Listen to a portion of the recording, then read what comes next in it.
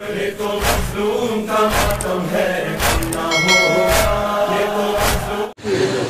اللہ و نعم الوکیل ولا حول ولا قوة الا باللہ العلی العظیم. اعوذ باللہ السمیع العلیم من الشیطان الرجیم. بسم اللہ الرحمن الرحیم. الحمد لأہلہ والصلاة علی اہلہا اما بعد. قال سبحانہ وتعالی فی کتابہ الاعلی. بسم اللہ الرحمن الرحیم. لَإِن شَكَرْتُمْ لَأَزِيدَنَّكُمْ وَلَإِن كَفَرْتُمْ إِنَّ عَذَابِي لَشَدِيدٌ. مل کے باواز بلند صلوات. دعا ہے پروردگار بانیان مجلس کی یہ پرخلوص صفحے عذاب بچھائی آل محمد کا پاک خالق جناب سیدہ کائنات کا صدقہ میں اسے شرف قبولیت عطا فرمائے. اس ذکر کا صدقہ میں بانیان مجلس کے تمام مرحومین بالخصوص مرحوم سید مزمل شاہ صاحب، مرحوم سید حیدر علی شاہ صاحب اور دیگر مرحومین کے پروردگار درجات کو بلند فرمائے. دعا ہے پروردگار تمام حاضرین کو، اہل خانہ کو، بانیان مجلس کو دنیا و آخرت میں سوائے غم محمد و آل محمد کے ہر غم سے محفوظ فرمائے. دنیا میں زیارت امام حسین، آخرت میں شفاعت امام حسین علیہ السلام نصیب فرمائے. دعا ہے پروردگار صفحے عزا کے بارے سے حقیقی حجت قرآن آقائے ولی العصر کے ظہور میں تعجیل فرمائے. ایک درود اتنی بلند آواز سے پڑھے کہ تمام دعائیں مستجاب ہو جائیں.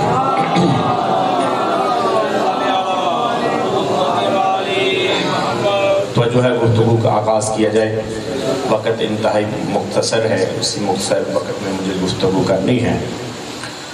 تمام حمد اور شکر ہے اس کریم ذات کا کہ جس نے ہمیں اس دنیا فانی میں عقیدہ توحید کے بعد آل محمد کی محبت اور ولایت عطا کی.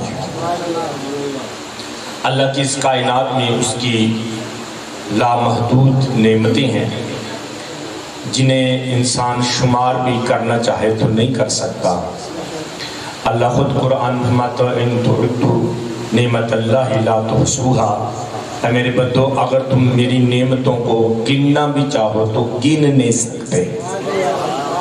اس کی تفسیر امام نے کچھ یوں فرمایا کہ تمام جن و انس ملائکہ لکھنے والے ہوں، تمام درخت کلمے بن جائیں، تمام سمندر سیاہی بن جائیں اور تمام لکھنے والے اللہ کی نعمتوں کو لکھنا چاہیں، گننا چاہیں، پھر بھی گن نہیں سکتے.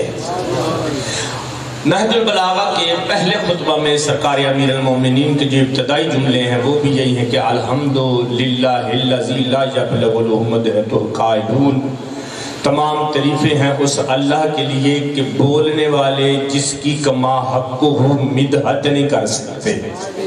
ولا یحصی نعمہ العادون، کہ گننے والے جس کی نعمتوں کو گن نہیں سکتے. جو بندہ قسم کھا کے نہیں بولنا اس کی مرضی ہے، جو یہ سمجھتا ہے کہ شبیر کے ذکر میں بولنا ثواب ہے، عبادت ہے، وہ تھوڑا سبحان اللہ ماشاءاللہ کہہ دے. نعرہ حیدری. تھوڑا سا ذرا ساتھ دیں گے تو انشاءاللہ جلد ہی ممبر چھوڑ دوں گا. اللہ کی اس نعمتوں بری کائنات میں جو اس کی سب سے بڑی نعمت ہے، اس نعمت کا نام ہے ولایت آل محمد. تو جو فرمائی آپ نے سب سے بڑی نعمت کا نام. اللہ فرماتا ہے کہ قیامت والے دن لا تسألن عن النعیم، قیامت والے دن ضرور بر ضرور نعمتوں کے بارے میں سوال ہوگا. حضرت امام جعفر صادق علیہ السلام کا زمانہ ہے اور ایک بہت بڑے مولانا صاحب یا یوں کہوں کہ چھٹے امام جعفر صادق اللہ کے منتخب شدہ امام، ان کے مقابلے میں گورنمنٹ نے ایک امام بنایا. وہ امام منبر پر بیٹھا ہے اور اسی آیت کی تفسیر کر رہا ہے. لوگوں نے پوچھا کہ اس نعیم سے کیا مراد ہے، وہ نعمتیں کون سی ہیں جن کے بارے میں سوال ہوگا. تو یہ مولانا کہتے ہیں کہ یہ وہ نعمتیں ہیں جو کھائی پی جاتی ہیں. کھانے پینے کی نعمتیں جو ہیں ان کے بارے میں پوچھا جائے گا، ان کے بارے میں سوال ہوگا. وہاں سے ایک شخص اٹھا، چھٹے امام کی بارگاہ میں آیا کہا سرکار وہاں جو گورنمنٹ نے آپ کے مقابلے میں بنا رکھا ہے وہ منبر پر بیٹھ کے یہ کہہ رہا ہے کہ وہ نعمتیں جن کے بارے میں قیامت میں سوال ہوگا وہ کھانے پینے کی نعمتیں ہیں، فرمایا جاؤ اس سے جا کے پوچھو کہ تمہارے یہاں کوئی دسترخوان پر آ کے بیٹھے، تمہارے یہاں سے کھانے پینے کی نعمتیں وہ کھائے، کھانا بھی کھائے پانی بھی پیے، پھر جب اٹھ کے جانے لگے تو کیا تم اس سے رو کے پوچھو گے کہ بتا تم نے کیا کھایا ہے؟ بھی اگر تمہارے ہاں کوئی مہمان آ جائے دسترخوان پر بیٹھے کھانے بھی کھائے پھل بھی کھائے پانی بھی پیے پھر اٹھنے لگے، اسے روکو بھی تم نے کیا کیا کھایا ہے کیا کیا پیا ہے، تم اسے کیا کہو گے؟ فرمایا کچھ بھی کہیں گے اسے اچھا نہیں کہیں گے، اسے سخی نہیں کہیں گے، اسے بخیل ہی کہیں گے، اسے اچھا نہیں سمجھیں گے۔ میں اپنے بارے میں تم یہ سوچتے ہو اور اللہ کے بارے میں کیا عقیدہ ہے کہ وہ تمہیں کھلا پلا کے پھر پوچھے گا کہ کیا کھایا؟ جو ہمارا عقیدہ ہے، جو ہمارے ائمہ نے ہمارے رہبروں نے جو بتایا ہے، امام فرماتے ہیں کہ جب انسان دسترخوان پر بیٹھتا ہے اللہ اس کی زندگی کے گھڑی کو روک لیتا ہے۔ توجہ چاہوں گا، جتنی دیر دسترخوان پر بیٹھتا ہے اللہ اس کی زندگی کی گھڑی کو روک لیتا ہے۔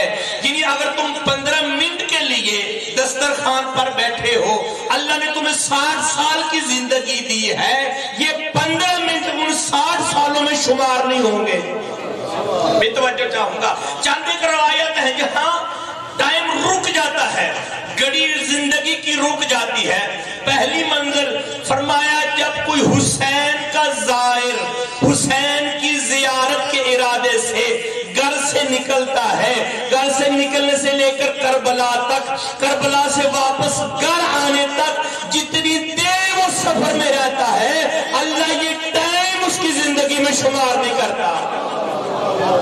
تو جب فرمایا آپ نے دوسرا فرمایا جب کوئی مومن جتنی دیر مسجد میں بیٹھا رہتا ہے یہ وقت بھی اللہ بونس میں شمار کرتا، اس کی زندگی میں وہ وقت شمار نہیں کرتا۔ اور تیسرا جتنی دیر دسترخوان پر بیٹھ کر اللہ کی نعمتیں کھاتا رہے، ارے جب وہ اتنا کریم ہے کہ وہ پل وہ زندگی وہ لمحات بھی شمار نہیں کرتا تو کھا پی کی نعمتوں کے بارے میں پوچھے گا؟ پھر فرزند رسول آپ کیا کہتے ہیں وہ کون سی نعمت ہے جس کا قیامت میں پوچھا جائے گا؟ میں ہم محمد و آل محمد کی ولایت کی نعمت ہے۔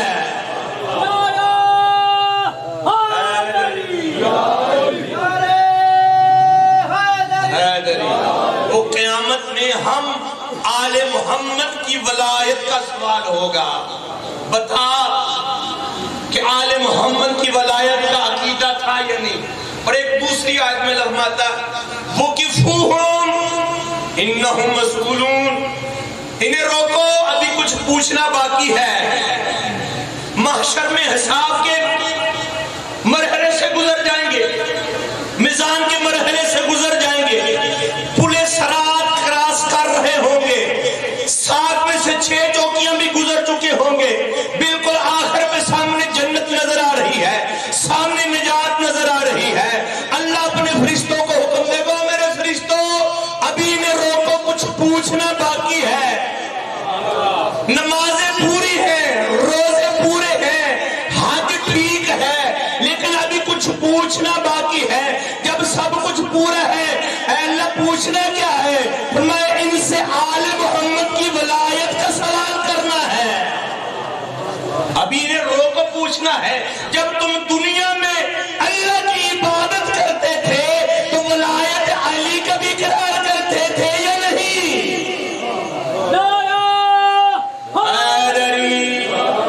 ابھی ان سے پوچھا جائے گا ولایت علی کے بارے میں، کیوں ضروری ہے ولایت علی؟ یہ عقیدہ ہے ہم مسئلہ شیعہ امامی کا کہ اسلام اعمال کے صحت کی شرط ہے،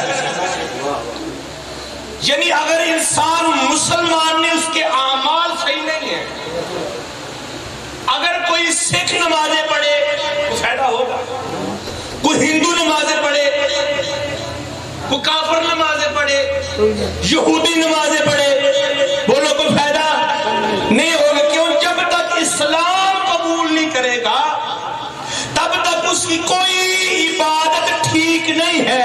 यही पता चला इबादत सही उस वक्त होती है जब बंदा मुसलमान हो, कबूल तब होती है जब अहले ईमान हो। वजह चाहूंगा भी कबूल तब होती है जब अली वलीउल्लाह बनने वाला हो। जब तक वलायत अली का इकरार नहीं करेगा तब तक उसकी कोई, ये वलायत अली इतनी बड़ी चीज है। जब गदीर में वलायत अली का ऐलान हुआ ना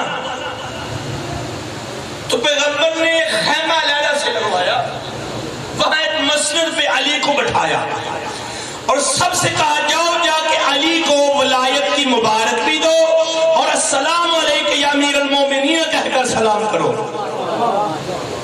बड़े बड़े बंदे आए, आके मुबारक दी वलायत की। दो बंदों ने बड़े नोखे अंदाज में मुबारक दी है अली को। एक का मैं नाम लूंगा, दूसरे के नाम का इशारा करूंगा और देखूंगा कहां तक पहुंचते हैं। एक वो हजरत थे कि सांप को पकड़कर अगर दरमियान में से गिरा लगा दे तो उसका नाम बन जाता है। ओए होए रह गए, पीछे रह गए, नहीं पहुंचे, दो तीन बंदे बोल गए। वो आया है बखन बखन कह के अली को मुबारक दी है। दूसरा बंदा कौन है जिसने नोखी मुबारक दी है? ये है सासा बिन सुहान, शिया अली है, मुहिब्बे अली है, अली का चाहने वाला है। और क्या चाहने वाला है अली का?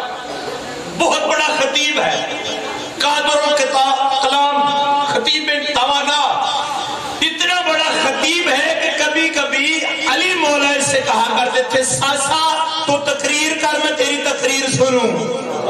हाय हाय, तवज्जो नहीं, मेरे साथ ही चल रहे आप। साहिब नहजुल बलागा, जिसकी तकरीर सुनने को बेचैन हो, वो सासा बिन सुहान आता है। उसका नाम जहां अली मौला तशरीफ फरमा है, अस्सलाम वालेकुम या अमीरुल मोमिनीन कहने के बाद अर्ज करता है, मौला मैं आपको मुबारक वलायत की मुबारक नहीं देने आया कि आपको मुबारक हो, तो आपको वलायत मिलती, फिर किस लिए आए हो? और मैं तो वलायत को मुबारक देने आया हूँ। वलायत तुझे मुबारक हो, तुझे अली जैसा मौला मिल गया।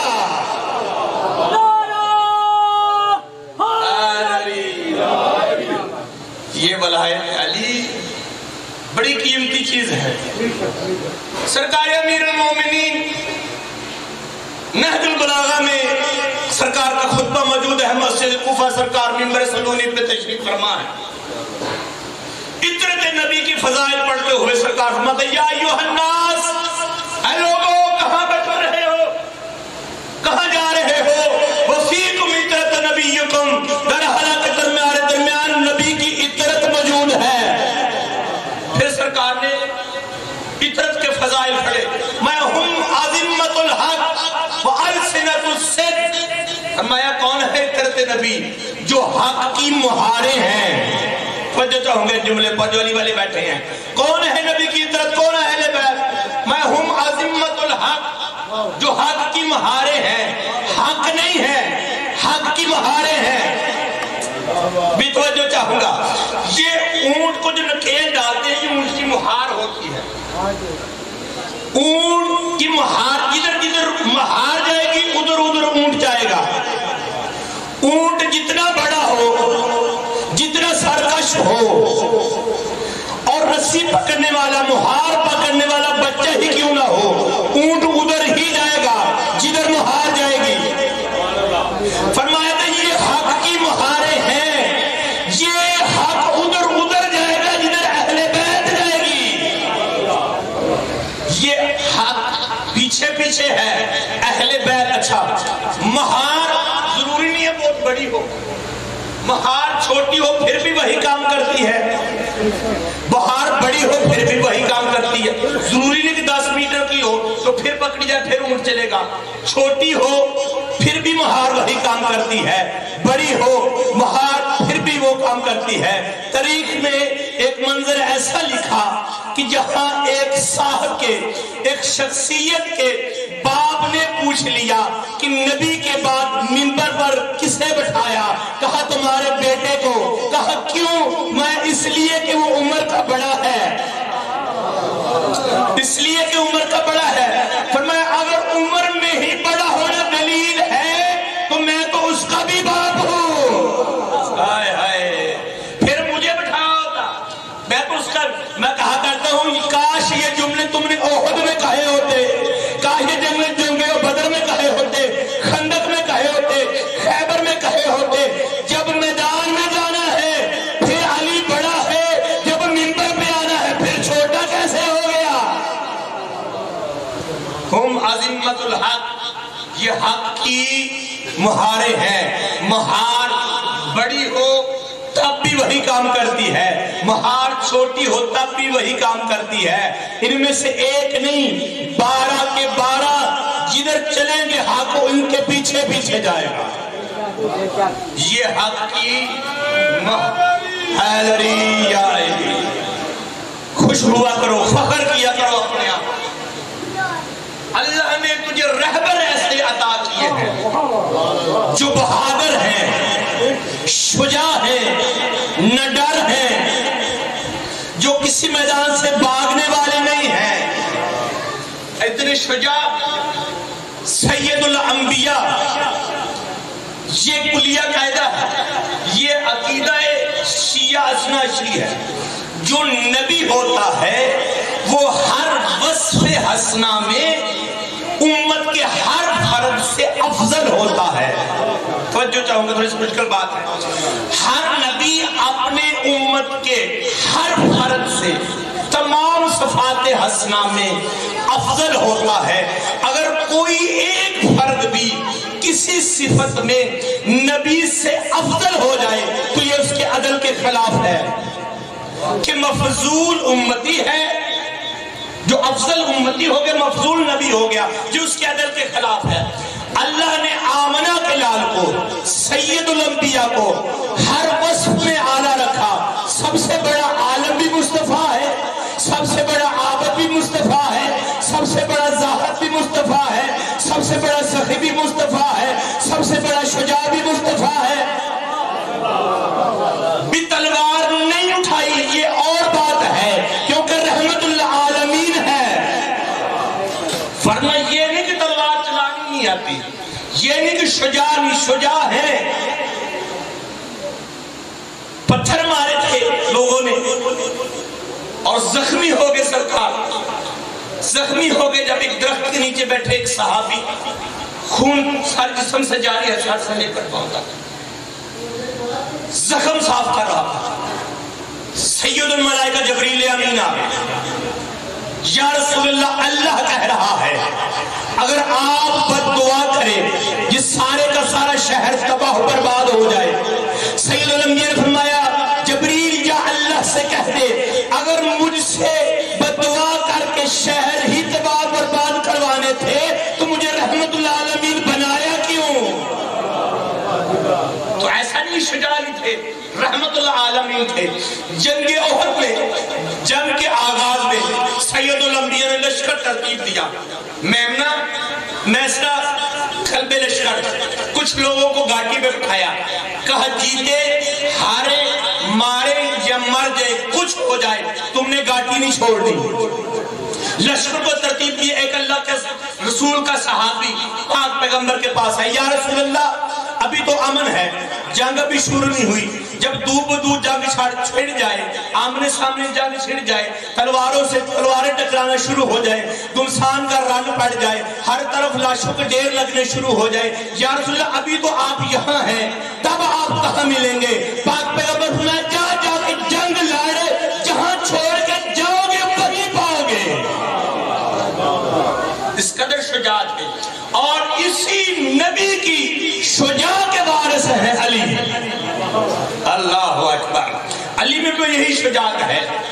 نہج البلاغہ کے شارح عالم اہل سنت ابو الحدیث معتزلی نے नहजुल बलागा की शरह में जब सरकार अमीरुल मोमिनीन का तारफ लिखा और असाफ लिखे, वहां पर सखावत भी लिखी, इबादत भी लिखी, अलकाबात भी लिखे, वहां शुजाअत का भी जिक्र किया। फरमाया अम्मा शुजाअहू, बहरहाल जहां तक अली की शुजाअत की बात है, मा ज़रबा ज़रबतैन, अली ने कभी भी सामने वालों को दो बार से कत्ल नहीं किया। हाय हाय, ये बोलो तो सही, दो बार करने की अली को जरूरत नहीं पड़ी, एक ही बार से। और क्या कहने, अल्लाह ने तुझे अली जैसा इमाम अता किया कि जिसकी काट में भी अदल है। जुमलों को समझिएगा, जिसकी काट में भी अदल है।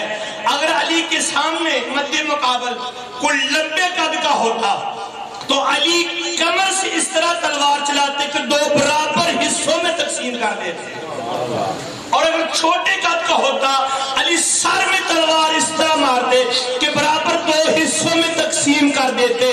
जंगे सफीन में लैलतुल हरीर की सुबह हो, जब मकतूलों के ढेर लगे हुए थे लाशों के, जब मध्य मुकाबल एक शख्स आके पूछता है कि मेरे अजीजों को किसने मारा, तो किसी ने जवाब दिया ये पूछने का वक्त नहीं, लाशें उठा घर ले जा, जाके तराजू में रख, अगर दोनों पलड़े भारी हो तो समझो कातिल अली है,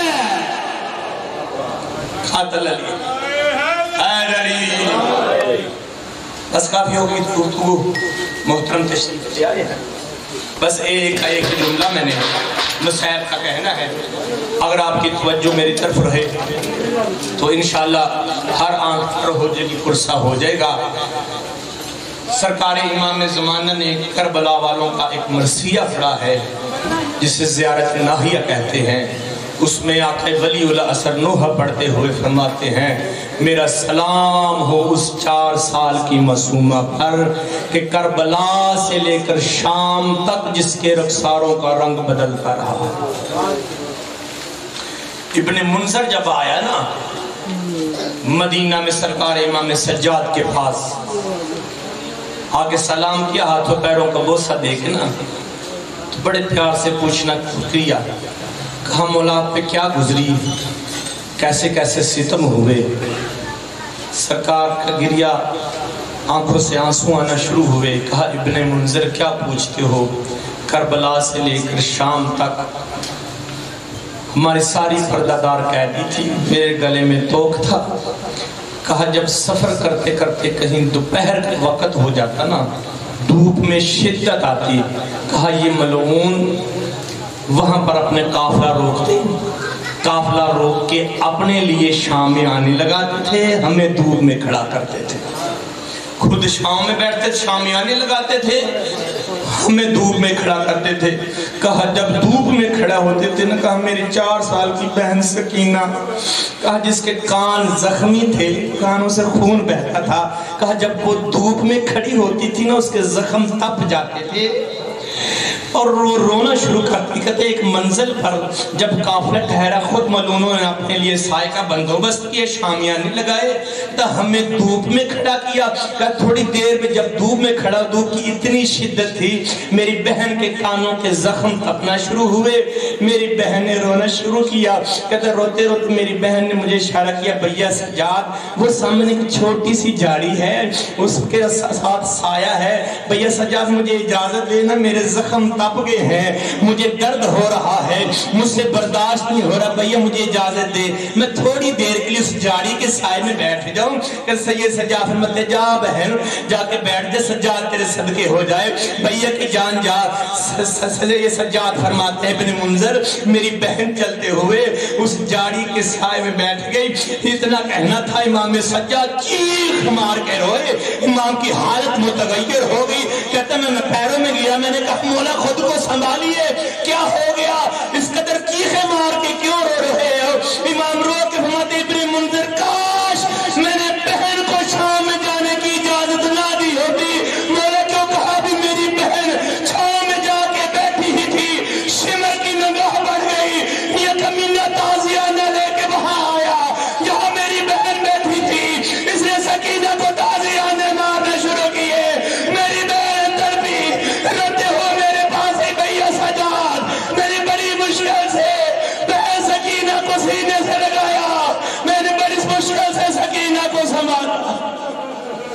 اللہ اللہ